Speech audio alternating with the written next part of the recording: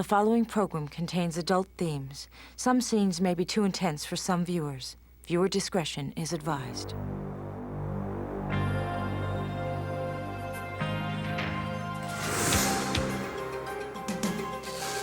"16-year-old Brian Britton was just an ordinary teenager until his passion for guns and obsession with Rambo went too far.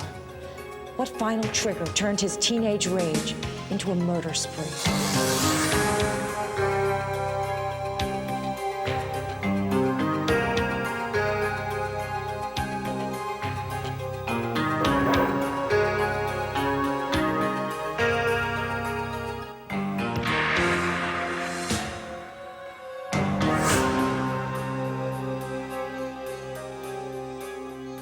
He never really talked about killing himself or dying. Sometimes he would say he wished he hadn't been born to avoid these problems.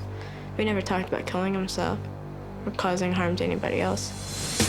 He came across to me as being sullen. I was really struck by the methodical way he described in great, almost excruciating, step-by-step detail of how he went about this.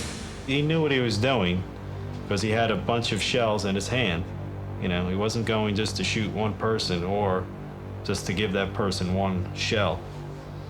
He was loaded, ready to go. On March 22nd, 1989, Brian Britton was arrested by the police and charged with murder. His bloody rampage had been so swift and so brutal that Brian seemed confused as to what he had actually done. It was only when the police confronted him with his crime that he learned the fate of his brother, Jason. Your brother's dead? I'm telling you now, he is, yes. What about Sherry? Sherry is seriously injured, my understanding is.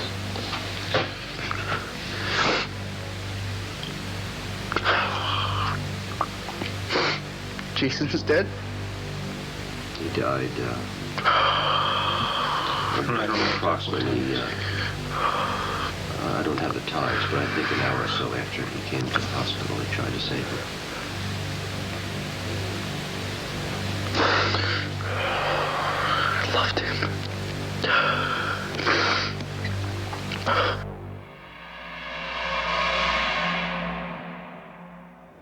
But the mystery of what had occurred at 567 Van Wagner Road only deepened when friends and neighbors learned that the finger on the trigger had been that of seemingly normal Brian Britton.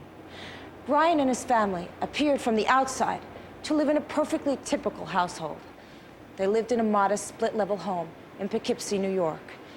Brian was an average student, and his father, Dennis, was a landscaper. His mother, Marlene, worked in a bank and took care of Brian, his 18-year-old sister, Sherry, and their 8-year-old brother, Jason. But behind the suburban facade, there was anger, pain, and the potential for terrible violence. I'm Teresa Saldana, and this is Confessions of Crime. Tonight, we'll probe the mind of Brian Britton to try and understand the tension that grew and grew until Brian exploded in a day of sudden horror. Well, he was basically a mediocre student. He had some talent drawing, which I don't know that he ever really pursued. He liked the outdoors, he loved to fish, he loved to hunt, as many teenagers in Dutchess County do. Spent some time with Dad in the field, fishing and hunting. Really, I think, enjoyed that from all that we were able to glean. One of Brian's friends asked that her face be disguised for this program. Brian was like a regular person who tried to overcome any problems in his way, tried to look for the bright side in things, tried to get you out of a bad mood if you're in a bad mood. He joked around. He was fun. He's a quiet kid. He always, if you passed him in the hall, you would say he was intense. He seemed to have an intense look about him. When you directed a question to him, he would give you that kind of fear that kids will sometimes do. Oh, she's asking me a question, am I going to give her the right answer? He basically wanted the same thing as anybody wanted, a little freedom, a little space.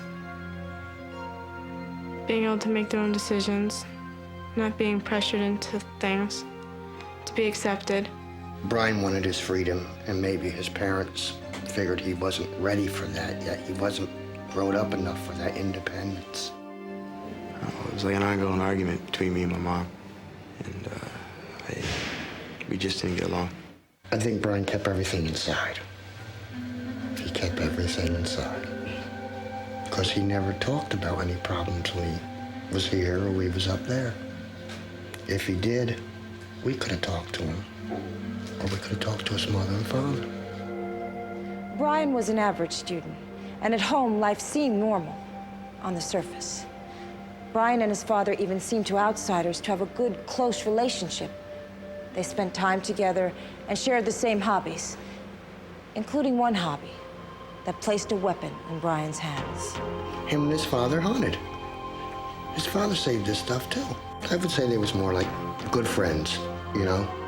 They had a good relationship. I mean, Denny done things with him. They worked together, and he took Brian places. Of course, I know. We used to go deep sea fishing together, and he took Brian. The father spent quite a bit of time with Brian Britton. I know when he had trouble at school, the parents were interested. They tried to resolve whatever problems that he had academically and otherwise. Well, I think all sons want to be like their father if they have any kind of a father, you know. I think they want to be like their dad. And I think he wanted to go into service like his dad did. Brian was always known as the expert in military. So whenever there was something to be talked about when it was regard to military, they would ask Brian about it. I had a lot of posters and collections of a bunch of different military paraphernalia. I saved all my money just to get more of the military stuff. Guns, ammunition, go to gun conventions. You know, he did have a fascination with Vietnam stories and movies and Rambo things, but there was nothing more than that. That didn't really indicate that that was the cause for this. I like Stallone. I watched all of his movies. I had most of the war films that were out taped, and I had a lot of posters and collections of a bunch of different military paraphernalia. Here was a youngster who was completely helpless and had no power. Rambo has power, and in a sense, he clutched onto Rambo to compensate for his lack of strength, lack of power.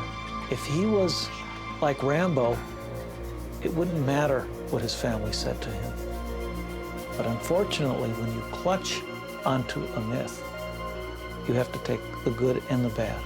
A few years back, we had me and my friend Tate went down to the creek, and we were shooting BB guns at some people we know, but nothing to kill them. Just play acting with them, you know, like you turn around and you see them sitting there walking on the road or something, and you just bang them in the butt. Brian's outward obsession with violence and guns was a reflection of an inner turmoil, an emotional confusion that took him on a downward spiral. I used to drink a lot when I was out there. And, you know, my mom didn't want me to drink. My dad didn't care if I drank, so I kind of came down.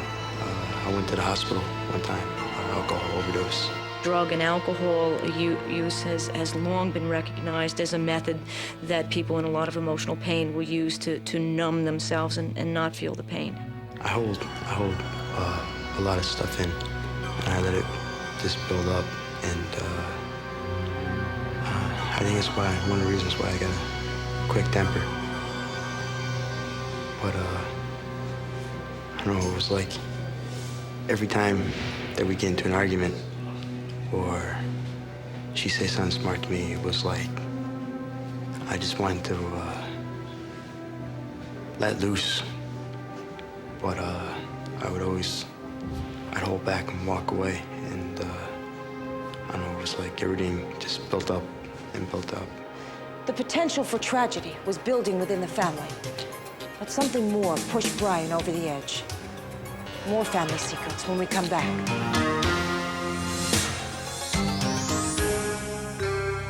As in most families, there were everyday tensions inside the home. Most of Brian Britton's arguments were with his mother, but in his case, those typical teenage conflicts became a trigger for murder. The problem, I think, was primarily with his mother. He felt that she was being unduly restrictive of him with the amount of time that he spent with the girlfriend and other friends, but I think primarily the girlfriend. His sister and mother didn't like who he was hanging out with, basically, and were constantly getting on his back about it. I've seen his mother hit him, and I've seen Sherry hit him. And there was definitely verbal abuse when I was around, emotionally, whatever. They were constantly putting him down, constantly telling me he wasn't any good, that they never wanted him or anything. And I've seen him get smacked around when I was there. His mother would just get mad and hit him. How about your mom? She likes to get happy with her hands. She likes to hit you. Just slaps you or what? Slaps you, pushes you. Other than that, she doesn't beat up on you. My mom, she was the type of person that, didn't want to hear what was going on most time. My dad, he'd listen, but he'd give me an answer telling me to do something, and my mother would be against it, and so I kind of pulled away from the family. The child is giving conflicting messages by both parents, so that if they work and if they act in a way to make mom happy, dad's going to be angry with them, and if they work in a way to make dad happy, mom's going to be angry with them. So essentially, the child is placed in a no-win situation. I don't know. It was fighting for I don't know how long. It was continuous. I was always arguing with my parents and with my sister and with my brother, and it was continuous. It was every day. So I tried to stay away from the house. I think he was feeling very helpless, that he couldn't please anybody, and that, he was feeling trapped in a family that he wanted to break away from. A constant source of anger inside the Britton home was the issue of Brian's girlfriend. And the night of March 21st, the argument that kept eating at Brian flared again. His parents gave him a 10:30 curfew, and they insisted that Brian not see his girlfriend. The night before, me and my mom got into a pretty deep argument. How would you feel if your mom told you to get out? You were only 16, you didn't have a job, no place to stay. At around 7, I went down to my girlfriend's house, and I stayed down there until around 7:45. After I had got home, my mother had started yelling at me, telling me she was going to kick me out, that I was no good. She didn't like my girlfriend. I was spending too much time down there. I wasn't spending enough time at home. I went to bed. I was really mad. I mean, really mad. And when I woke up next morning, it was same thing. How could a simple family fight over Brian's girlfriend and his late nights out erupt into mindless bloodshed? That night, Brian's rage passed the point of no return. What was to come the next morning? Stay with us.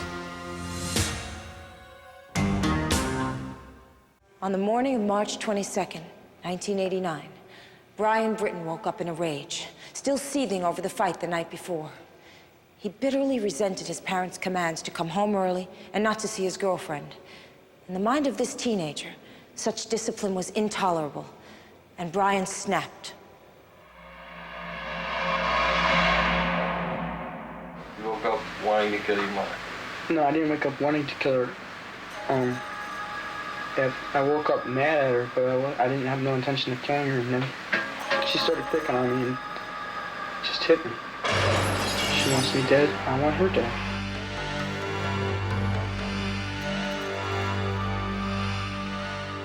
Brian calmly loaded his shotgun, making sure he was carrying enough extra shells to finish the job. He first took aim at his father. He found him in bed.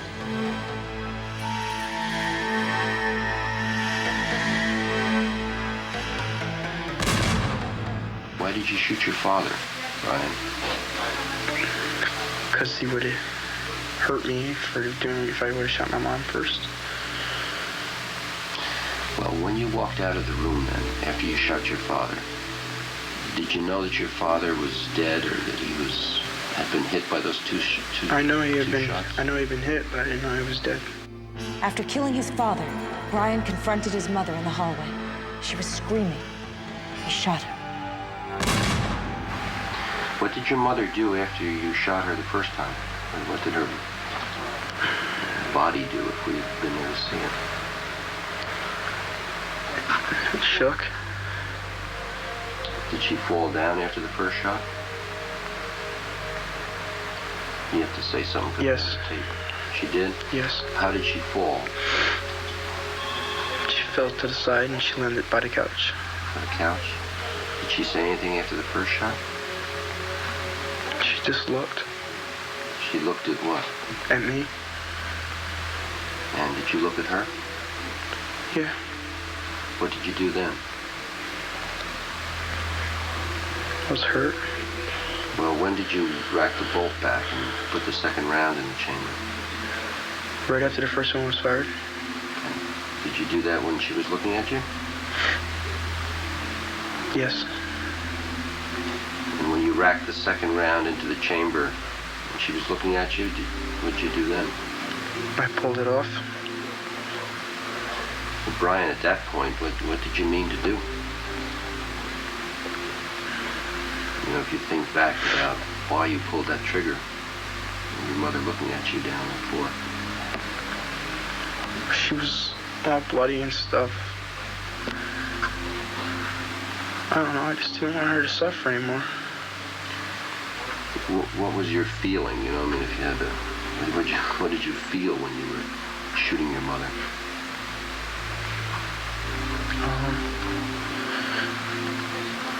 Just thinking back to how much I loved her.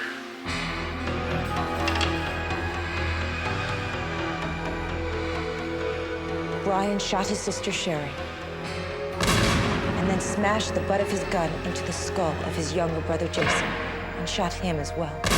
She had a look on her face like, "What'd you do?" And I shot her. What did you mean to do, Brian, when you shot Jason? Just like a reaction shot. If I knew I would have killed him, I wouldn't have done it. Brian, after you shot Jason, you knew then there was nobody else in the house? Yeah. Okay, what did you do after that? I sat there and cried. I mean, were you in control of yourself? Or were you able to hold the gun steady or see what you were aiming at or see what was moving around you? No, I was all shook up. I was shaky. I was sweating. But every one of your shots, though, hit, right? Did you miss anything? No? I don't think so. He knew what he was doing because he had a bunch of shells in his hand. You know, he wasn't going just to shoot one person or just to give that person one shell. He was loaded, ready to go, and, you know, he was an expert at it because he would go hunting and he could just load it in and pull the bolt action back and put another one in. He felt comfortable around weapons. He read about weapons. In a part, it was part of his life. So when he needed something to take care of a problem, he just reached for what was available.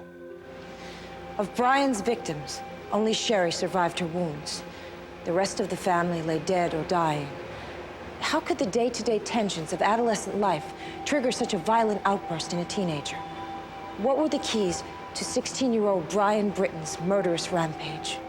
The first thing that you want to know, and it's a question that still today is largely unanswered, is why? I mean, why does somebody, a young man, 16, 17 years old, wake up one morning and decide that he's going to shotgun his whole family to death? The destructive potential of rage, combined with accessibility to weapons, equals disaster. If there weren't guns in the house, no matter what else Brian would have used, he would have woken up. It would have given him time to get back to himself. I went down to see him, and I talked to Brian. He put his head down and started to cry. He says Wished it never happened. It's too late then. After they're gone, it's too late. Brian grew up learning about conflict, but he didn't learn how to resolve it other than with violence and aggression. In those few moments, because of what he learned, he destroyed his family and he destroyed himself. If this is the kind of stress that Brian was subjected to that triggered this kind of a reaction, what you and I think, or most normal people would consider to be rather minimal, routine type parental discipline action or restrictions on a teenager, get good grades, come home by 10:30. I mean, that's pretty elementary. If it engendered this kind of response, that tells me that Mr. Britton, that is Brian Britton, is a very dangerous fellow. Brian Britton pled guilty and was sentenced on 3 counts of murder. With good behavior, he could be paroled after 25 years. Brian's actions are an extreme example of a dangerous truth, that in the mind of a teenager, questions of choice and authority, no matter how small, can take on meaning out of all proportion to reality. Parents cannot stop being parents, but we can all watch for signs that adolescent hurt and anger have gone beyond what we might suspect, and be aware that weapons in the house can be the fatal trigger to turn a troubled teenager to suicide or murder. I'm Teresa Saldana. Join me again for another unique look inside the criminal mind on Confessions of Crime.